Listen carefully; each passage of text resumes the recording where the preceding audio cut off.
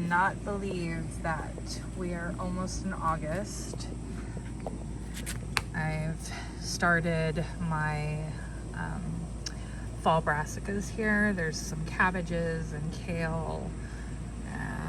They're all pretty much germinated and all. I have them on our deck on a table in the shade, and then I'm just using this kind of a little mini greenhouse situation to keep it moist. Hello, my beauties. How are you? Hello. So we are at the point in the season where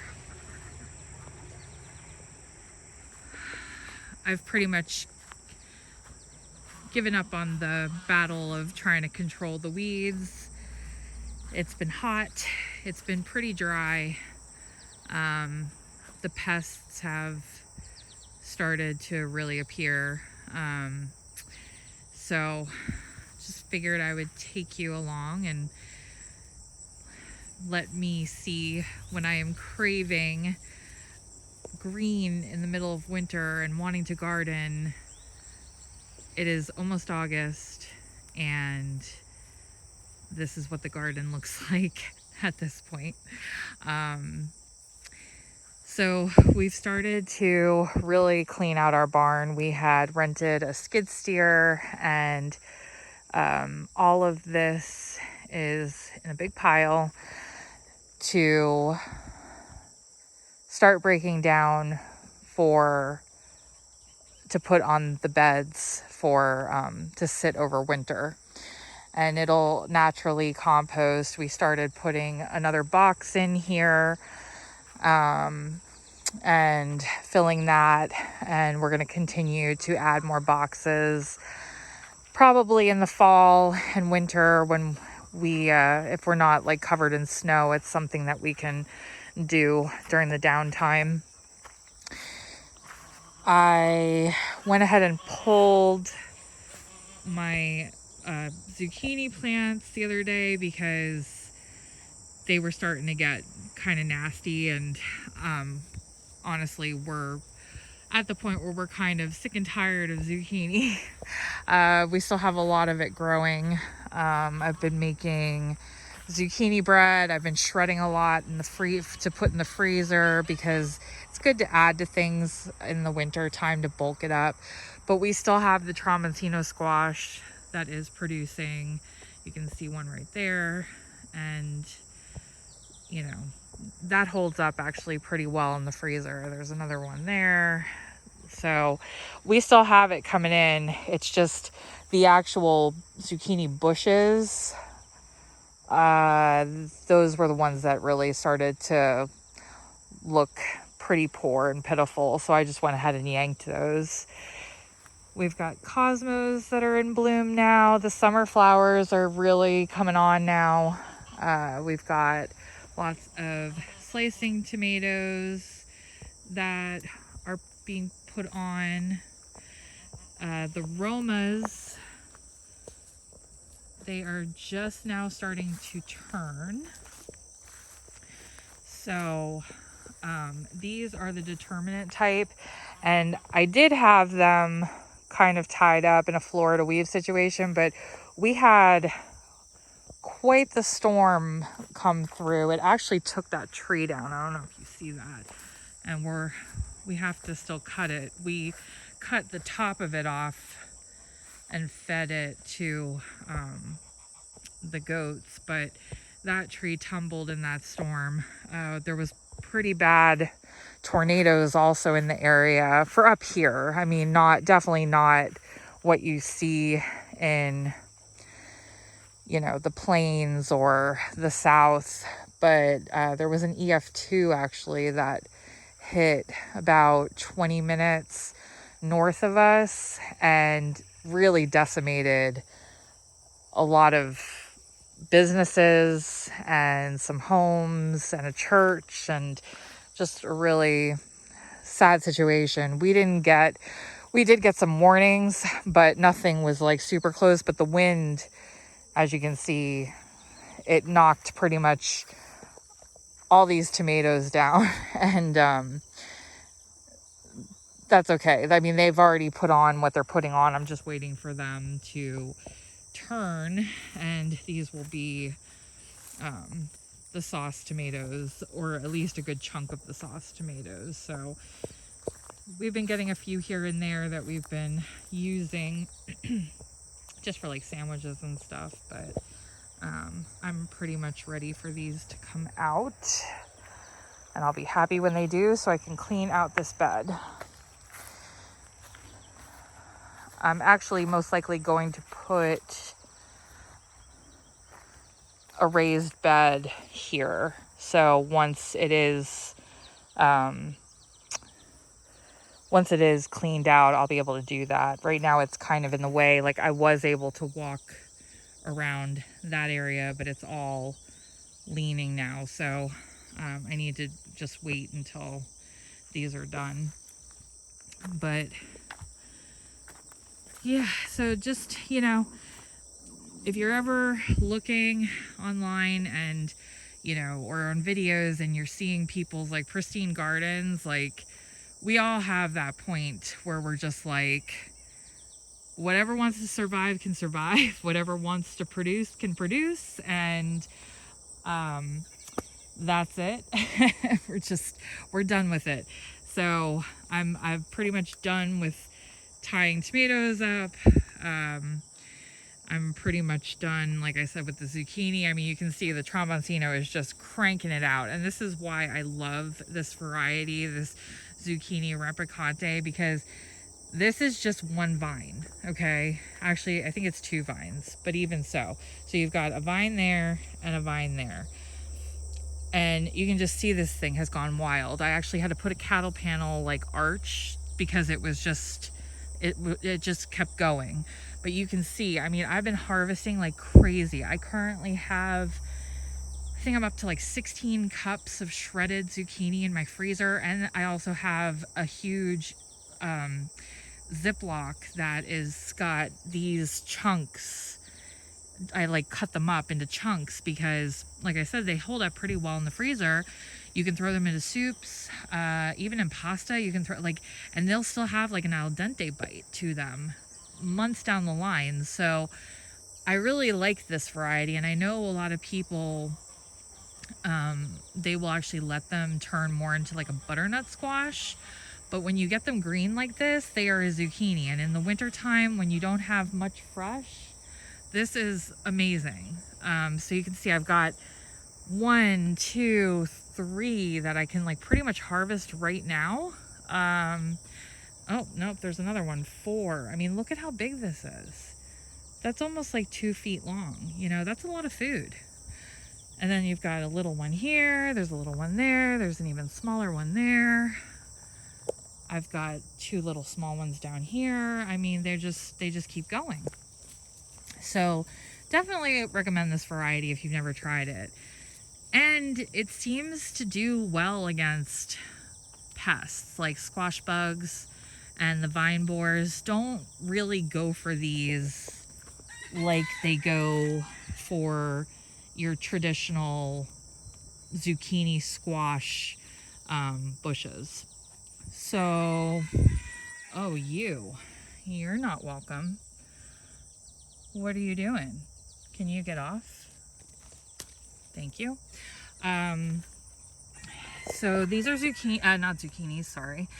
These are jalapenos and notapenos all right here. They were getting pretty choked out and shaded out from some of the Tramontino and the zucchini plants that I had. I had like one in this spot here, and then I had another one like right here. So when I pulled them, now you can see they're really tall because they've been trying to get out of the mass of vines.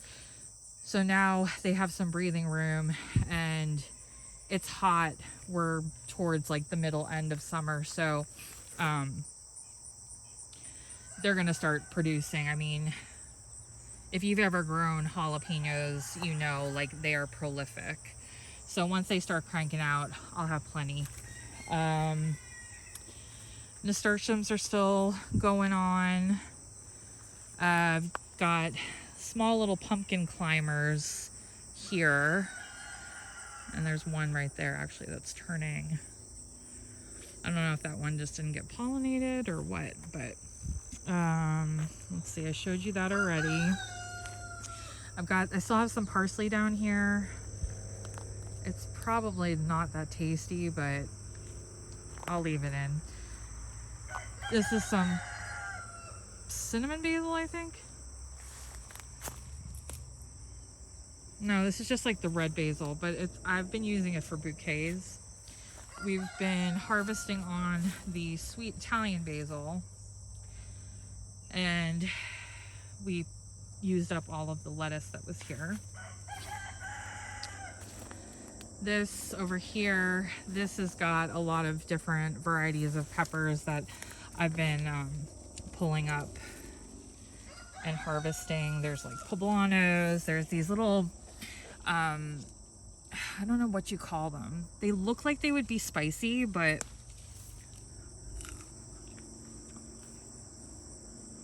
they're not. I don't know. I don't love them. I got them mainly because I wanted to pickle a lot of peppers. No, that one does have a little heat to it. I don't know. They're okay. They're kind of, I don't know how to explain them. Kind of citrusy. Like you get like a citrus pop, and then there's like a very slight heat. Bequina, is that right? I might be wrong with that, but I think that's what they're called, something like that. I probably won't grow them again. Let's see what else. There's some cherry peppers in here. There's these Mad Hatter peppers. Like I got the cherry peppers here. So really just a variety of slightly hot peppers and mild peppers to do a lot of pickled peppers this year, because we seem to use those.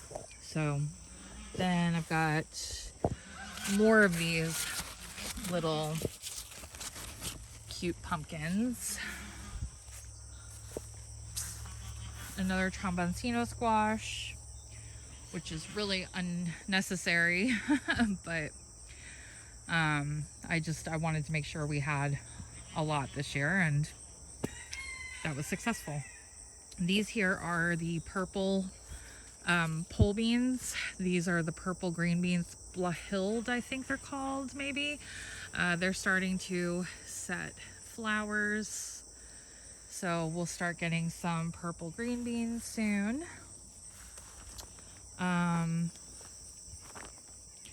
Let's see. I had seeded some things in here, and I think it just got too hot and dry. There are some beets coming up, but the compost also that we picked up from our municipal had a ton of grass seed in it. So you can see it got super grassy. I think it choked out things. It's fine. These were old seeds anyways. I just put them in there, and I was like, you know what? If they want to take, they'll take, and if not, no big deal. Let's see here. Looks like there's a cucumber also that is still going. I thought I had pulled the cucumbers, but that's okay. As it cools down, if it wants to revamp and keep going, it can. Rhubarb I had harvested already, and I'm just letting it put on some growth at this point, and that'll die back to the ground. I made barbecue sauce this year with it. We've got some rutabagas that did root, and they're working on growing, so that's good. I like those. Zinnias, lots of green beans. Been coming out and harvesting green beans.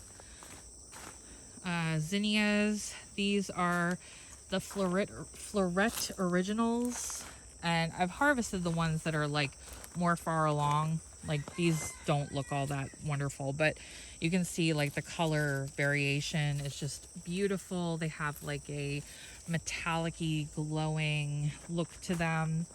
Really happy with these. I'll be saving seed from them because I'm not sure. I've heard through the grapevine that I don't think she is selling next year, which is kind of a bummer because this is the only one I got because I wanted to try it thinking that she would have them available. But I like them. I'll definitely buy more from her.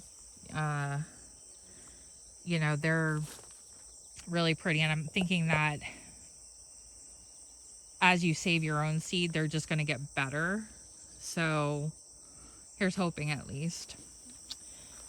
I do have some other varieties of zinnia. I've got the white over here, and then these are the wine.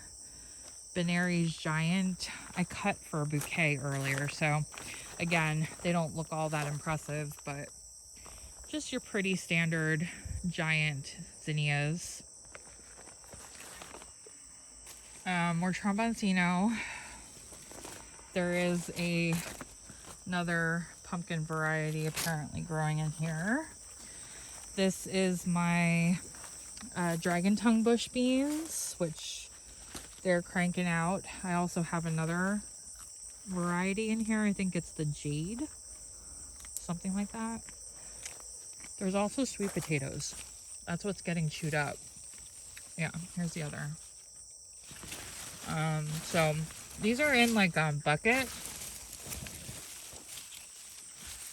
So when everything dies back, I'll dig it up and see if we actually did get some sweet potatoes. This vine doesn't look good. I don't know what's happening here. I might have accidentally tugged this when I pulled out the other ones. That's okay though. Like I said, I'm kind of over it at this point. But you can see it's kind of dying off. There's some more purple that's climbing up.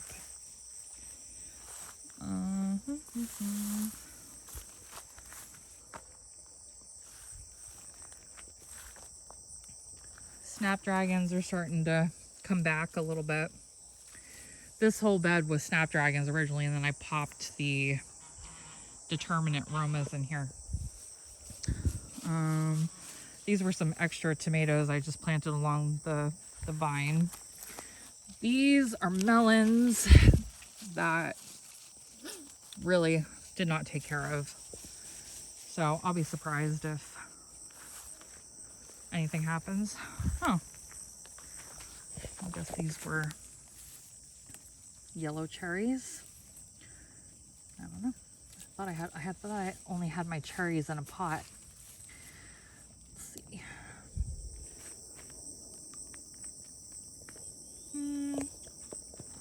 They're pretty good. You want one? Here.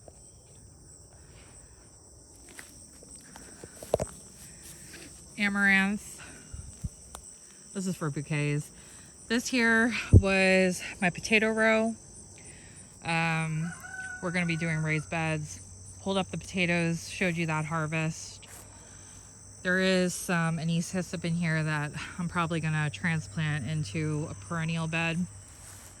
Ugh, thought you guys were done. Japanese beetles.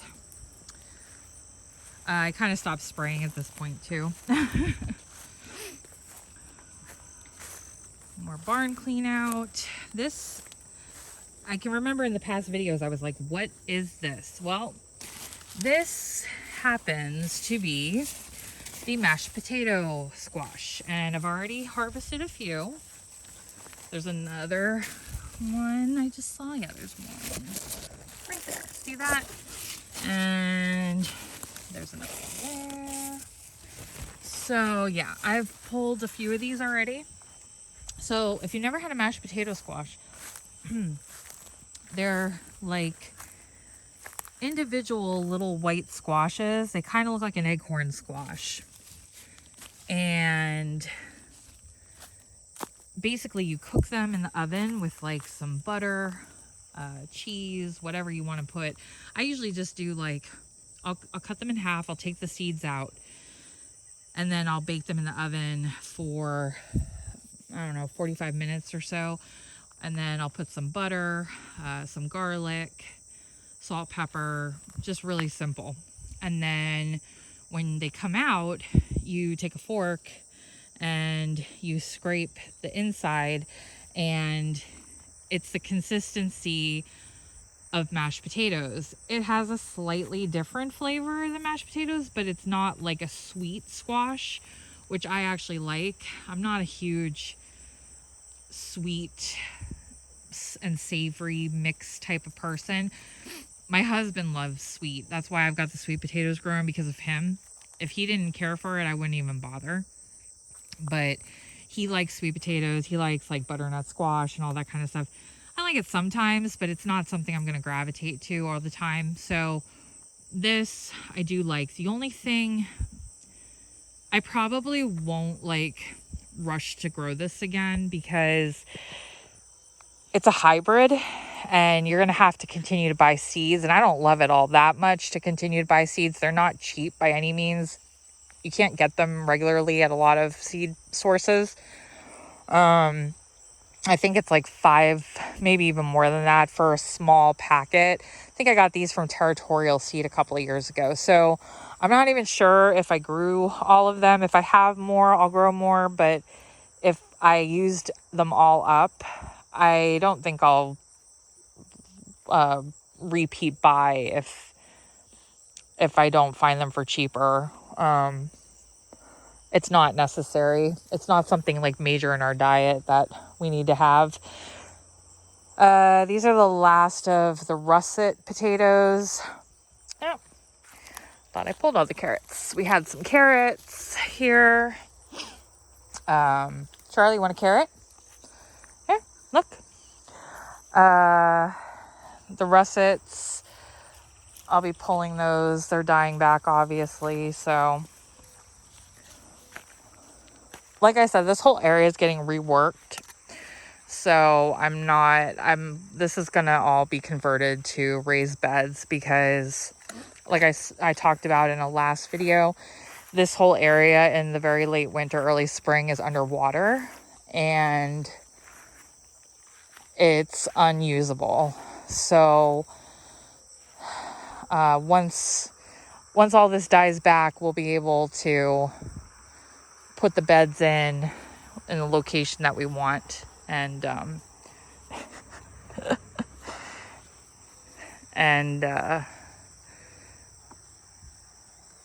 work from there. Same with over here. Like, we're not going to have, probably it'll start from there. We're not going to have this. This is just weeds now. That's where one of the garlic beds were. I've been harvesting. I've got like my